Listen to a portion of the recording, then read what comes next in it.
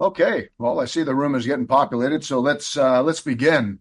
Welcome. Good morning or good afternoon, wherever our show finds you across this beautiful land of ours. My name is Todd Millar, and I'll be your host for today's event.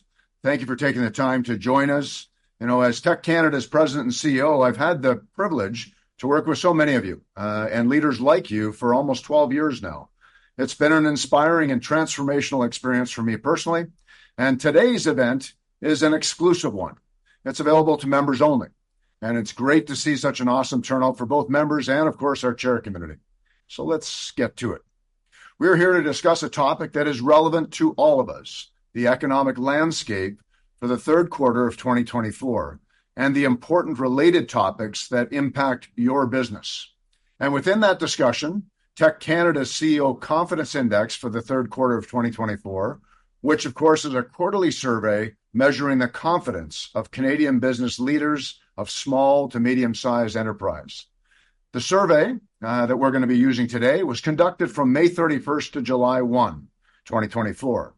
And we're very pleased to share that we had 415 participants, making it one of the largest and most timely economic reports.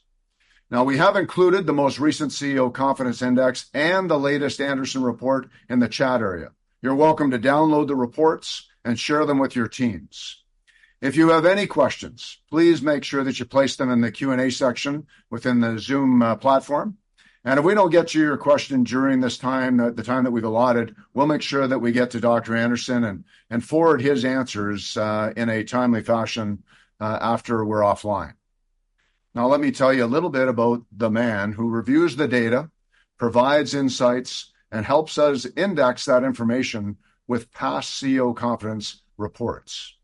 He also delivers, as I mentioned, the Andersen Economic Report every month, which is available to our members online at teccanada.com or through the TEC Canada app. Both the Andersen Report and the CEO Confidence Index are great resources for the tech community. So, Dr. Peter Andersen is an independent consulting economist specializing in economic forecasting. He obtained his doctorate in economics from Harvard University. Early in his career, he was the assistant chief of the Bank of Canada's research department, where he advised the governor and the Bank of Canada on economic conditions and the economic outlook. Dr. Andersen also spent several years with several major Bay Street investment dealer firms before founding Andersen Economic Research, Inc. He acts as a filter, separating the signals from the noise in order to provide clients with the useful information that they really need. So without further ado, I'm very pleased to introduce Dr. Peter Andersen. Welcome, Peter, and thank you for joining us again. Hey, Todd. It's so good to be here with you. And for the people on the call, thank you very much for your time. It's going to be fun this morning. There's lots to talk about, Todd. You know, we have, it's summertime, and typically we think that the summer is a slow period when we all kind of take off on holidays. And I have to say a lot has happened. A lot has happened this summer, and there's just so much going on. And it is really important, I think, to try and figure out what really is happening and separate the noise from really kind of the main story. So thanks for having me. Yeah, well, looking forward to today's insights, Peter, for sure. Well, I guess I'd start by saying that one of the big pieces of news is the 800-pound gorilla, the U.S. economy, is still rolling along. We got just the other day their report for the June quarter, and you know, just to use the word gross domestic product, GDP, let's just say the economy, let's just call it the total economy, it grew by almost 3% annualized from the first to the second quarter, 2.8% growth. And what that means, Todd, is that we talk about a hard landing, we talk about a soft landing. Yeah. This is no landing at all. Todd. This is cruise control. Fasten your seatbelts. We've reached cruising altitude. So that is the big story. The U.S. economy is okay.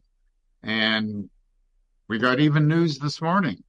The number of job openings in the United States. We have basically 8.2 million job openings. We have more job openings than unemployed people in the United States. So the economy is great. And that's our customer. That's our biggest customer.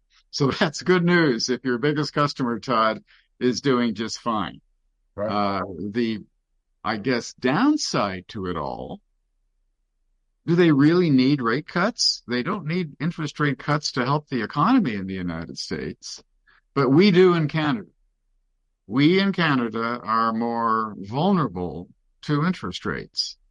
And especially the small and medium-sized business community is vulnerable to interest rates as well, more so than big companies.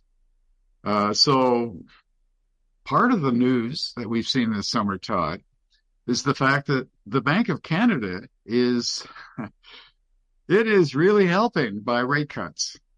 We've seen 2 rate cuts now by the Bank of Canada. I think we're going to see two more before the end of the year. Some people think 3, but this is why I'm saying 2 more.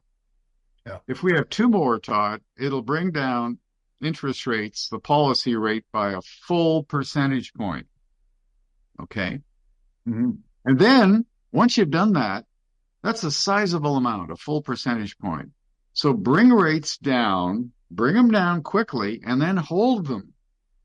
Because if people still think that rates are going to come down some more, they'll stay on the sidelines when it comes to buying houses and making, interest rate sensitive buying decisions.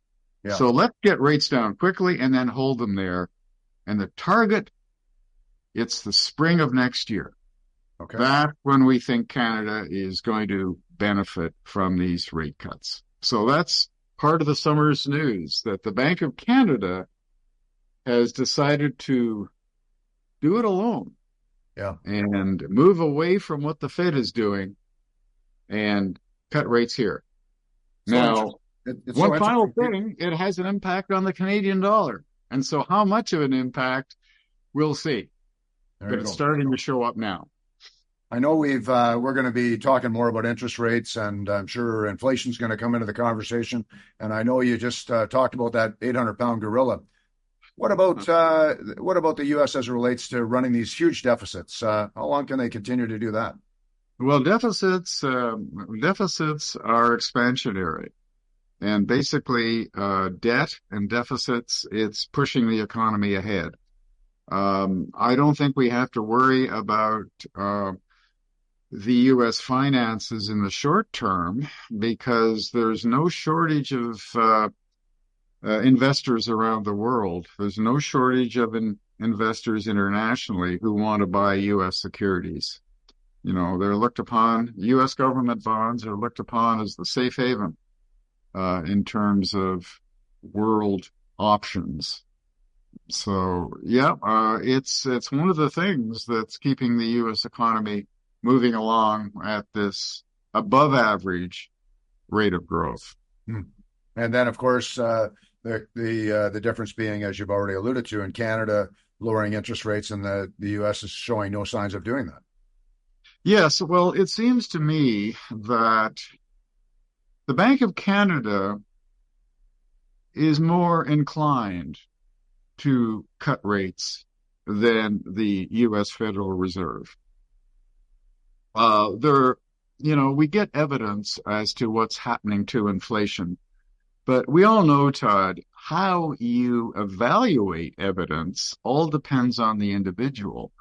And it seems to me that Governor Tiff Macklem at the Bank of Canada has basically decided that rate cuts are necessary and he'll give us more. The inflation news is a little bit trickier. because looking at Canada's inflation news, yes, you can make a case that supports what the Bank of Canada is doing, but you can also look at inflation developments another way and say, well, maybe we should wait a bit longer before we cut. And it seems to me that Governor Tiff Macklem is looking at it in such a way that he's convinced that he's on side and that inflation is truly coming down to his target. Now, it's interesting what our members say about their own views on inflation, because TEC CEOs don't necessarily agree with what we're hearing from the Bank of Canada in terms of where inflation is going and how quickly. Yeah, very interesting. I know we have some, can we go to the slides, Peter, maybe share some of your insights? Let's do that. I think the guys behind will pop up your slides, and we can carry on this conversation, which I know everyone will be very interested in this morning. Sure, slides are fun, and slides will say 1,000 words. And Colton, good for you. You spelled my name right. Everybody likes to spell it with an O-N instead of an E-N. So we've got that right. A good place to start. Okay, so here we are. It's July the 30th, and we are looking for evidence that inflation is coming down. So what I'm saying, everyone, and, you know, I've got these bullet points here, and you're on the call, you can see my bullet points. I don't necessarily like presentations when the presenter just reads out the bullet points. So I'll just pause for a second or two, Todd, and let everybody on the line just take a look at these bullet points. So divergence. Yes, I think we can diverge from what the Fed is doing, but there's a limit. Okay, there is a limit to how much the Bank of Canada, more rate cuts are coming, but there's a limit to how much we can diverge. And that limit is the Canadian dollar, because we don't want the Canadian dollar to go too low, to go down and threaten to go below 70 cents US. We don't want that. So far, it hasn't happened. So far, the Canadian dollar has been okay. It's come down a bit from 73 cents to about 72 cents. But we don't want it really to crash because, Todd, a lower Canadian dollar caused by divergence on interest rates, that would bring more inflation back into Canada. It would make imports more expensive. Anyway, I think the objective of the Bank of Canada, as I said, I think it's the spring of next year, and I think it's the housing market. I think that they want to revive Canada's housing market. And I can't actually tell you enough how bad it's been for home builders. Because in some parts of the country, it has been so quiet for home builders in the new housing market that they can't really remember when it's been this bad before. So I think that rate cuts are also going to help because we have this problem of mortgage renewals in Canada. We have a ton of mortgages that were written in 2001 and 2021 and 2022 at really low levels. And we are coming into mortgage renewals in 2025 and 2026 at much higher rates. So that would be a real squeeze on household finances and affect so many players in Canada's economy in terms of what mortgage renewal squeeze would do to household finances and the ability of Canadian families to spend. So we want to get rates down. That's a good reason. The Americans don't have this mortgage renewal problem. because they have 30-year, 15 and 30-year mortgages. We are basically running at 1 year, 3-year, and 5-year mortgages in Canada. Right. Anyway, the Canadian dollar is going to really be the determinant on how far we can go on our own and diverge with our own made in Canada rate cuts while the Fed holds and doesn't change. So let's take a look at the next slide. And I haven't got too many slides here because if I had too many slides, I would bore you. Typically, I want to have something like, 2 dozen or 3 dozen slides.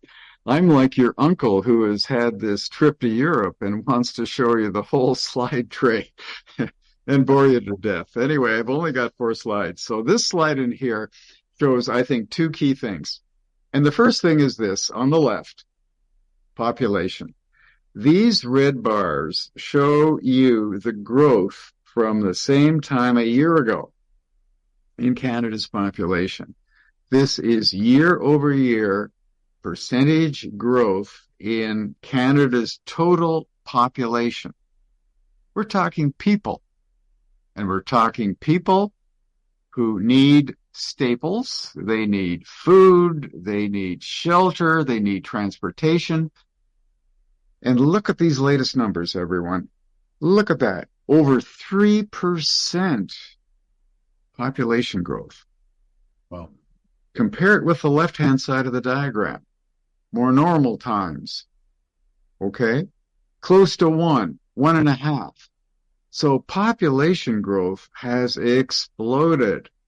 And what does it mean? Well, it does mean big changes. It means that there's more demand out there for the necessities of life, the basics.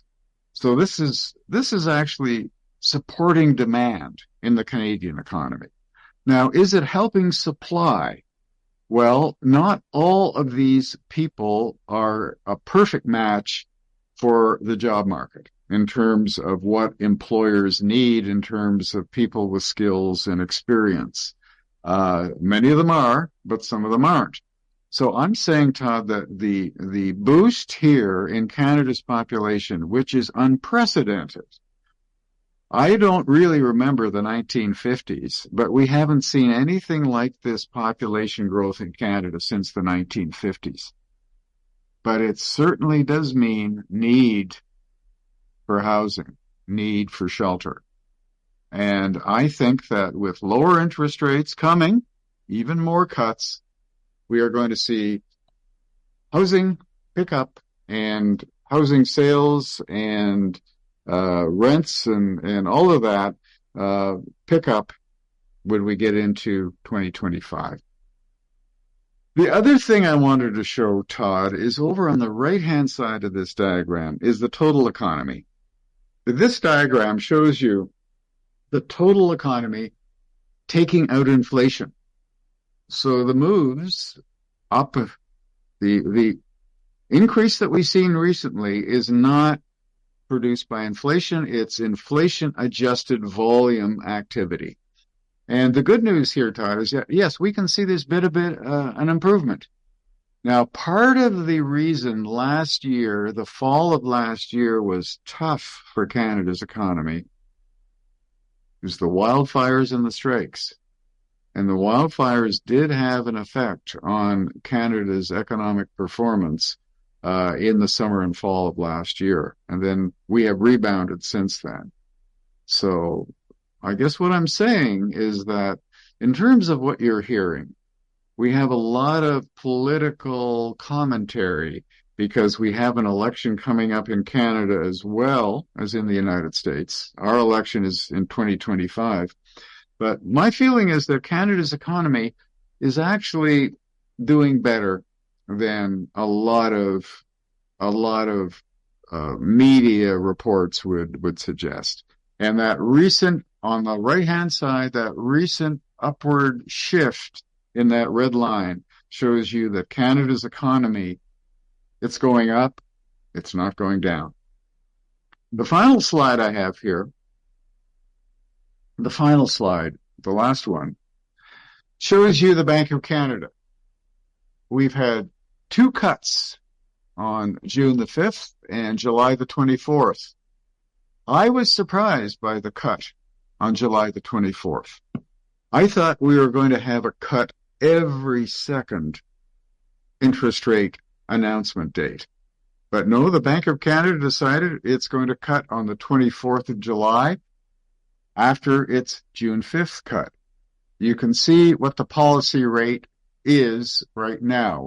We're standing here at before June the 5th. On the 4th of June, it was 5% even, then 4.75, and now it's 4.50.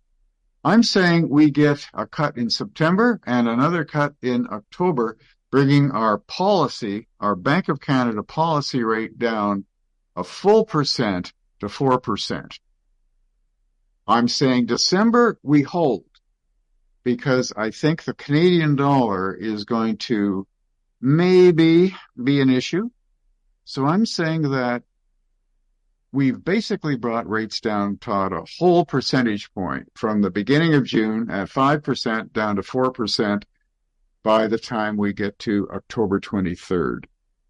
The other thing I would mention is that, a 25-point rate cut isn't going to matter much.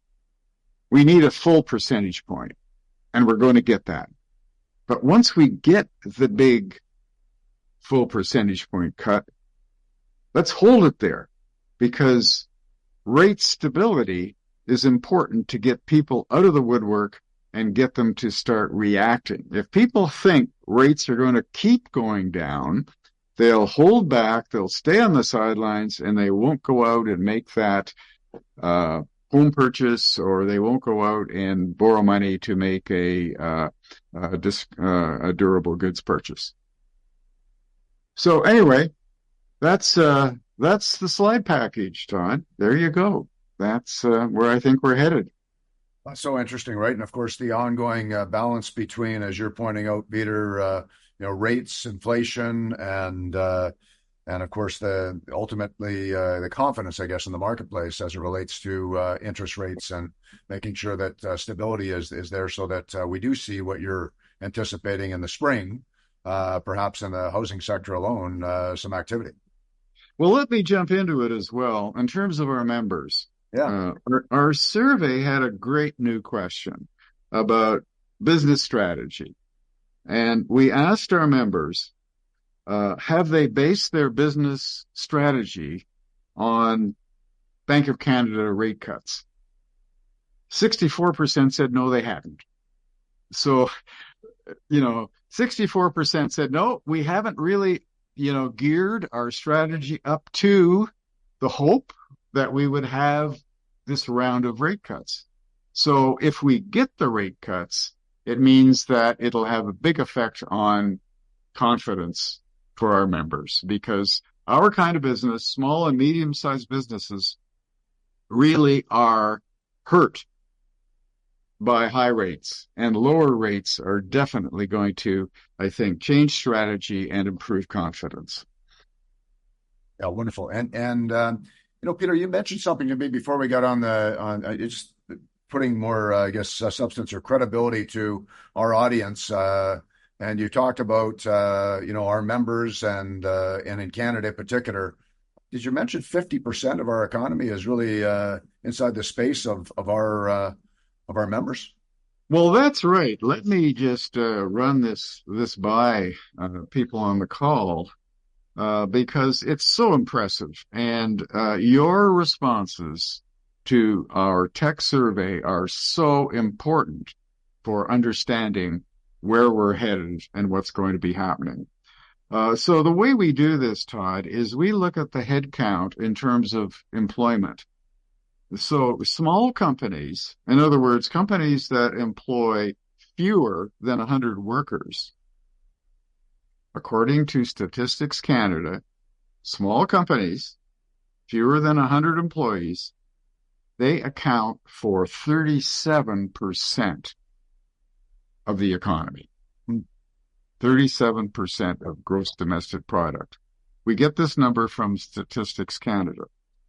If you add in medium-sized companies, and they have between 100 and 500 employees, it adds up to a full 50%. So small and medium-sized enterprises employing up to 500 employees, small and medium-sized, that accounts for half of Canada's economy. Wow. So my bottom line is this.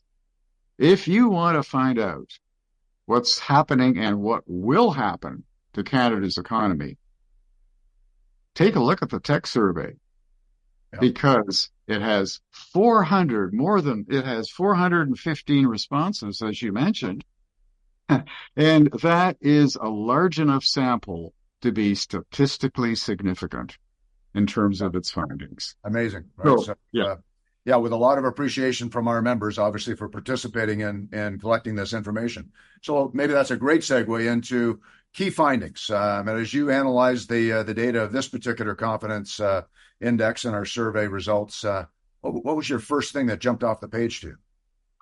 Well, we're not out of the woods yet. Confidence has improved, but it's still subpar. It's still below par. And the key factor is going to be the inflation trend and how that spills over into interest rates. And I am optimistic here. I'm a bit cautious in terms of the Bank of Canada being overly optimistic that we're headed to 2% inflation. In fact, Todd, looking at our member responses, only 12% of our responses think we will hit 2% over the next 12 months on inflation. Yeah, that's interesting, right? So we've got kind of I guess I'll say, as we were talking about earlier on, there's actually perhaps a heightened anxiety from Q2 to Q3 that we're seeing from our membership. Well, let's look at it this way. One of our key questions has to do with the outlook for the general business conditions, not just individual sales and profitability, but the outlook for general business conditions. And we have seen not really much change over the last 3 months, but we've seen a lot of change from this time a year ago. So let me put it this way. We ask our members, how do you see the overall economy in 12 months' time? Is it going to be better or is it going to be worse? And that's a good way to keep it simple. I like to keep things simple. So what we do is we take the net. We take the percent saying it'll be better, and we subtract the percent saying it'll be worse. So that gives you a balance of opinion. And right now, the outlook for the next 12 months is a net negative 1%. Okay. So in other words, the percent saying it'll be worse outweigh the percent saying it'll be better by 1%. Sure. Now, this time a year ago, Todd, it was 29% net negative. Yeah, there you go. There you go, 29% net negative. Yeah. But anyway, that's the total economy. When it comes to individual firms, looking at their sales, their profitability, and their fixed investment, we have seen net positives and we have seen improvement in net positives over the last 3 months. So 45% now think that their company sales revenues will be better. That's a net positive of 45%. A net positive was only 40% 3 months ago. So we do have this kind of response that our members at the margin do think that individual sales, individual profitability, and individual fixed investment, it's looking brighter. The trend is in the right direction compared to our April survey compared to the July survey. See, yeah. Uh, Peter, I want to. There's a question that's come onto the board here, and I just want to kind of take you back to population. And it was kind of obviously, as you pointed out, a striking growth in population in Canada that we've seen recently in comparison to years gone by. So when you think about that population growth, so obviously there's a lot of temporary immigration that's going on. Do you think we're at risk of creating a bubble of supply that becomes oversupply when the immigrants kind of leave? If in fact that temporary stat is indicative of what we're hearing? Well, the temporary part is composed of students and also temporary workers. That's right, Todd. And the government is trying to adjust for that going into 2025 and 2026. But quite apart from it, in terms of the government's policy for permanent residents, it still is a big immigration number compared to what we used to kind of think of as normal.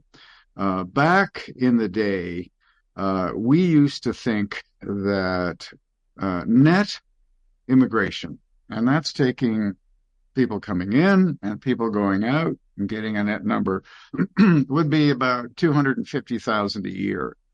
And we're talking here basically permanent, the target being permanent residents. Now that's more or less doubled to something like 450, 480, 500,000. So Canada has been, I think, very proactive in trying to increase the supply of working people. Because let's face it, without young people coming into the workforce, we're going to have trouble because we got so many people retiring, and we have this demographic shift. The baby boomers were a big reason why the economy did so well in the 1960s. Baby boomers were so important to that growth in the 1960s, and we're running out of baby boomers now. They're retiring on us. So actually, immigration is a good thing. It's just that the infrastructure and the system has to be somehow matched to handle the pressures that it brings. Sure. So regardless of whether, I guess, the temporary situation, because it's still substantial at, as you point out, 450,000 net new permanent residents, that's still substantial. And we're going to have to match that with supply issues. And yeah, well, these people they are going to get the training, they are going to get the experience, they are going to add to our economy, they're going to be buying homes, and they're going to be starting families of their own. And it really is the case, Todd, that growth of an economy over the medium and longer term, you predict that by looking at population and looking at output per working person. In other words, productivity. Yeah. So it really is good news for Canada as we get 5 years, 7 years into the future. The problem is, how do we handle the short-term pressures and problems that have developed right now? Sure. Well, you mentioned productivity, Peter, and that, of course, is right in our survey. So I'd love to hear your views on what our members are talking about as it relates to productivity measurements. And well, our members are very focused on productivity. The majority of our members do expect that their productivity, their output per worker, their productivity will improve over the next year. 55% of tech CEOs, 55% do expect productivity to improve, to increase in their companies. And that's important because there still is a noticeable shortage of labor in Canada. I talk to company owners and to company CEOs, and they are still struggling to find workers who have the skills and training and experience to do the job. And so if they can apply automation, and if they can make the kind of capital expenditures that give you more output per person, that's the way ahead. And we're seeing that in our results, because right now, in terms of fixed investment, we have a net positive 27% in the balance of opinion, saying that company fixed investment is going to increase. In other words, the percentage saying increase fixed investment is 27% greater than the percentage saying they will cut investment. So this is the net, the balance of opinion. Yep.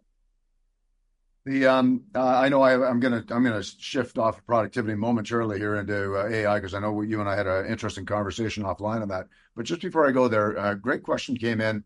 Indicators that our members watch, obviously, and they're all in touch with what's going on economically. The transportation industry, which is typically kind of a leading indicator of economy, it's in pretty bad state right now. It is. It is getting worse. What's your take on that as it relates to the conversation at hand?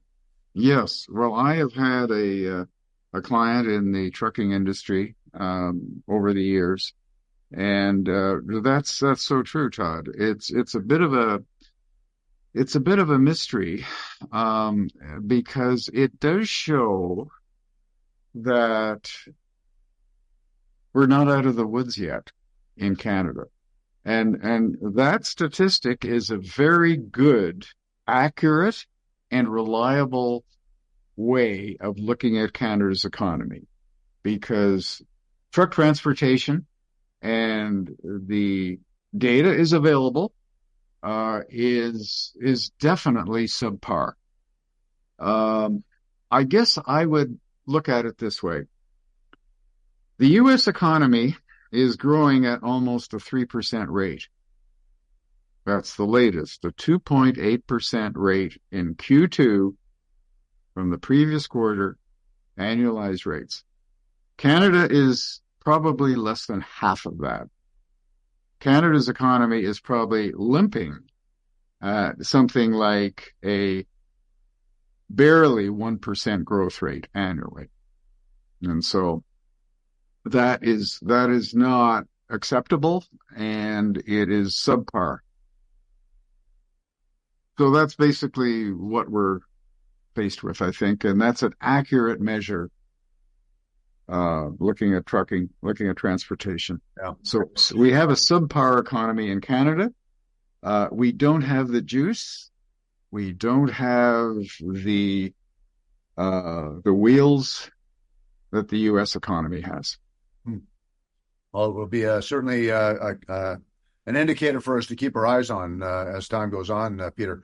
Most definitely. In fact, I'm going to put that in my next monthly report. I'll be putting I'll try and put some charts in for the trucking industry. Wonderful. Yeah, no, we'd appreciate that for sure. I'm going to slip back to productivity. Can you share how productivity is measured, and how new immigrants participate in that measure? Well, yes. The issue really has to do with measures of output are perhaps more difficult to pin down than measures of hours spent working. So we have a pretty good estimate of hours spent working, but in terms of actually measuring productivity, physical output per hour worked, it's always been a little bit of a stretch to really get accurate numbers down to the final decimal point on something like that. But what we have found, and the Bank of Canada had a really interesting report a couple of months ago. In Canada, in the business sector, output per hour worked has not increased since 2016. Wow. not increased since 2016. And the rule of thumb in the United States is that if you're not hitting 1.5% a year in terms of output per person hour worked, you're in bad shape. So the Americans are basically trending at something like 1.5% per year, whereas in Canada, it's nada, zero productivity growth. And that's how you control costs, Todd. Because if your workforce is requiring compensation increases of something like 4% per year, or maybe even more, the way you keep your prices stable is to get more out of that hour worked. And if that hour worked is costing you 4% more per year, and you're getting nothing in terms of a productivity offset, well, what's going to happen to your pricing? You're going to want to pass it along in your final prices. So that's the problem right now we have in Canada, because we do have compensation increases reported by our members running at a level that doesn't fit with the Bank of Canada's 2% inflation target. Well, and then building on that, drifting into two topics now on you, Dr. Andersen. One, of course, being the ability, or confidence rather, in our members' ability to offset some of these various costs in terms of their prices to their particular customers. That being one. The second issue, of course, is around how is AI playing into all this productivity discussion? Well, let me just jump into AI because Colton introduced a really good question on AI in our last survey.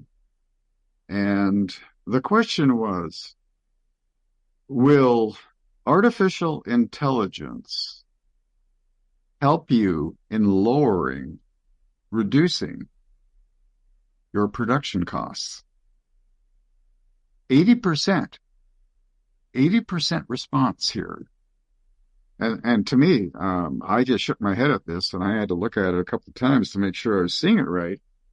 80% of our members said that artificial intelligence would have only a small effect or no effect at all on lowering production costs. 80% of our members said small or no effect on AI on lowering production costs. So I was blown away by that. And it seems to me then that our members, 55%, are planning to increase productivity. It seems to me that this is non-AI productivity improvement, something to do with automation perhaps, or reorganizing the company, but not really bringing in this space age artificial intelligence technology. I'm not saying it's not coming, but maybe the infrastructure just isn't there to adopt it easily and quickly. Yeah. How did the lumberyard, for example, adopt artificial intelligence? They know how to automate and manage costs that way, but how do they realistically jump into artificial intelligence in the next 3 months, the next 6 months? I wouldn't know how to do it. Yeah. Well, that, as you and I were talking about earlier on, that is clearly a question that our members are fully engaged with our speaker community, as we have many speakers that are coming in and talking about AI in their sessions. And no doubt this will be a topic that continues to show up in quarters to come. Right. Well, it seems that right now our members think they have pricing power, that they can pass on cost pressure to their customers, because we have a question on pricing power in our survey, and 64% of our members, 2 out of every 3 responses basically said yes, they have pricing power and they think they can pass on to their customers. Now, having said that, Todd, a little bit of an aside here, we don't think there's as much pricing power as there used to be. There still Right. is, not as much as there used to be. Right. That's interesting, right? Because, of course, that was something we've talked about routinely in the last few quarters where there's been an abundance of confidence. Mm-hmm. Mm-hmm. When when you just, I'm kind of with you on productivity, employees, pricing power, all of that great conversation. But what are our members talking about as it relates to headcount? And are layoffs coming? How do we feel about that? Well, let's talk about this. In terms of workforce, our members, and it's really great, Todd, that we have such a high response rate from our members over time because we've been running at over 400 responses for a number of surveys now. And that means we can compare what we see now in this survey with what we saw this time a year ago and going back even further. So the bottom line here is that as far as our workforce questions are concerned, our members are more cautious now than they were at this time a year ago. So compared with July of a year ago, we're a bit more cautious. Anyway, here's the story. In terms of headcount, in terms of payroll headcount, we have a net 35% saying they will increase employment. In other words, if you compare the percent saying up with the percent saying down, it comes out 35% to the upside. Okay. The net is 35% saying they will increase employment. Now, back at this time a year ago, it was in the mid 40s. It was 42% thought that a year ago. It's still positive at 35, but it's not quite as positive as it was this time a year ago. Mm-hmm. And in terms of layoffs, it's on our minds. It is on our minds because layoffs that are already in place, layoffs that are planned, and maybe layoffs, they're thinking about it, they're not sure. So the maybes, the planned, and the already in effect, it's basically, well, it's just under 1 out of every 3 responses. Comes in at just under 30%, 27% are either layoffs are in effect, they're planned, or they're a maybe factor. Now, that's about the same as in April, in our April survey. Basically the same. Yeah. So, so it's a bit more cautious, I think, than 3 months ago. It's Peter, maybe we can just dig in a little bit more into, I know we've been talking about inflation and we've been talking about the interest rates coming down, and I guess next spring what we anticipate there and some interesting predictions. Inflation is always one of these interesting topics that we get into. Of course, the indicators that are used to that the Bank of Canada and everyone talks about in terms of inflation sometimes it doesn't include some of the other factors. So when you think about carbon tax and some of the other things how is that going to impact our small and medium-sized enterprises? Well, I think it's going to be an issue in terms of pricing power. As long as our members think that they have pricing power, these cost pressures will be pushed on. The problem is the productivity answer isn't there. So it seems to me these cost pressures are going to add to overall total inflation somehow. And this is a problem because a 2% inflation target is wonderful, but is it reasonable and is it attainable? Because the environmental issues are very important, of course. We live in a environmentally changed planet, challenged, but the remedies are going to cost. The remedies are going to cost.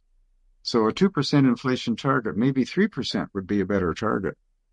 By the way, I just wanted to add one more thing into employment. Alberta stands out.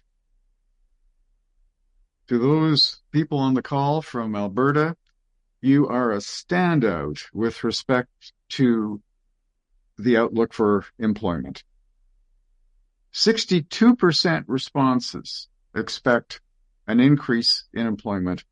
Only 7% expect a decline.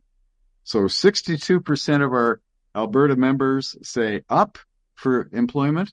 Only 7% say a decline, giving a net 55% balance of opinion for increased employment. So that really stands out, and it's sharply different from Ontario.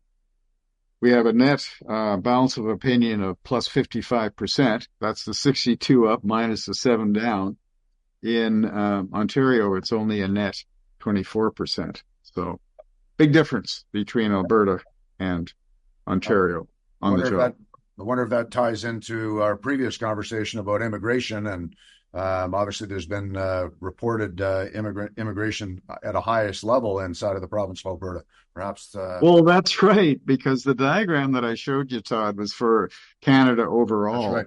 That's and right. if I showed you Alberta, it wouldn't be 3%, it would be 4% increase. You know, it was whatever, 3.1, 3.2 for Canada. In Alberta, it's 4% plus. It's in the 4% range plus. Yeah. Peter, I've got a few more questions that are filtering in, and as we promised, folks on the line, if we don't get to your question, we'll be sure to circle back with Dr. Andersen and get a question and get the answer back to you. But I would be remiss and not. I know we often drift into this conversation. Oh, here I go. I'm going to go here again with you, my friend. We mentioned earlier on, we know that there's an election coming in the States, and we know there's one coming to Canada, but in particular, in the U.S., election year. Thoughts on Canadian impact? How's that going to play out for us in Canada? Well, I guess one thing I'd say, Todd, is that it's getting even harder to filter the noise from the message because with these heightened political temperature that we have, one side will say one thing about the economy, the other side will say another thing about the economy, and what's really going on is somehow left in the middle. So we have a lot of biased reporting coming from all sides in terms of what's going on. One of the things that occurs to me, though, is that the election in the United States is coming up on November 5th, Tuesday, the 5th of November. So how many days do we have now between today and the U.S. election? It's less than 100, right? So August, we've got 30 days in August. We've got September. We got October. We're less than 100 days now to the U.S. election. If I were running the Federal Reserve Board and playing a big role in interest rate decisions, thought I would want to stay out of politics. I think the last thing that any chairman of the Federal Reserve Board would want to do is to become a political issue. And so to cut interest rates at the next, at the September Fed meeting, boy, I mean, the election really heats up after Labor Day. And so if you come in early September and cut interest rates, I can't imagine the political response to that. So the safest thing to do if I were running the Fed would be to say, well, we'll wait a bit longer. We'll wait until November or December. And by the way, the election is on November the 5th, which is a Tuesday. The Fed's meeting, when they will announce the November interest rate decision, is 2 days later on November the 7th. I would rather wait until November the 7th before I got involved in politics. So that's why I'm thinking the Canadian dollar has some downside risk here, because the longer the Americans wait, that interest rate differential, if we keep cutting, if we've got 2 more cuts and the Americans don't, well, then we have a Canadian dollar under 72 cents, which is about where it is today. Yeah, there you go. Hey, I think I can squeeze in one more questions with you, Peter. If we got one of our members that is an employer, federal employer, and of course the increase that the Fed's put in place of 10 days of paid sick days back in, I guess, December 22nd, and the addition of new holidays, that's really affected productivity greatly. Are there any indications that you would share with the group on the Fed's perhaps walking that back? Well, my feeling is that's a big source of Canada's worker compensation problem is very focused on the public sector in Canada. Very focused on the public sector. Yes. So, how do you increase productivity in the public sector? Well, it seems that that's a stretch, and I'm worried that so much of our compensation pressure, and by compensation, I mean not just wages, but also salaries and also benefits, and the benefits coming from the public sector. Right now, in terms of our compensation, over 60%, Todd, of our members, basically 2 out of every 3, almost 63%, expect that compensation will increase by 4% or more. And that's with our companies. And so the public sector is even, I think, more of an issue. We haven't mentioned hybrid work before we leave. Okay, no, and the office market. It's been such a great session today, Peter. We've been inundated with great questions and dialogue, but please, yes, take it away. Okay, well, I'm going to just make this one point, which really stands out. And to me, this was an eye-opener. 86% of our members say that they will not reduce their office space. 86% say, no, we're not going to reduce our office space. Even though big majority say that hybrid work, remote work is here to stay. Yeah. Fascinating. Interesting. Yeah. Well, listen, Peter, this is always my privilege, obviously, to be able to host this show with you and listen firsthand to your insights. The CEO Confidence Index, as you pointed out, is just a fabulous tool for our membership. Folks on the line and perhaps those that are listening to this recording after the fact, if you have questions, please send them in to either directly to me or Colton, and make sure that we'll make sure rather that we get those questions to Dr. Andersen, whether that be about the economic conditions or about the confidence index itself. Obviously your input is so valuable. I think about today, and of course, again, we always talk about it, Peter, the 800-pound gorilla, and we always have our eye on that gorilla being our friends south of the border.